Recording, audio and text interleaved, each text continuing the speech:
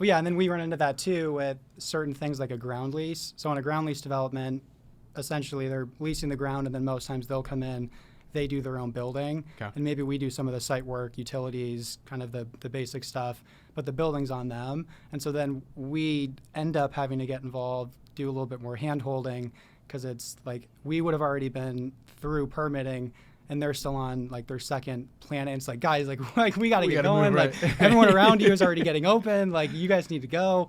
And so it totally depends on the tenant, and it totally depends how sophisticated they are, like what their real estate program is, number of locations, build out. It's just kind of. And does whatever that they vary need. by the new development, I guess? So like let's say you're doing one where they've got 10 different tenants that are going to be in that development, can 3 of them do it on their own? Or if everyone's kind of using the same developer, I assume that everyone has to use that same developer in a lot of cases. Yeah, so you can always work together. It's so tough to work with other developers on stuff because I would think just like the general design and look of everything too, like the aesthetics of that development, everything wants to look kind of the same. And yeah. copacetic. So fortunately, the city with the actual like the design of it, the city's going to be the one to help make sure everybody's kind of following the same guideline. Got it. Because you're going to have an ordinance that everyone's probably going to be following the same one Okay. within one development.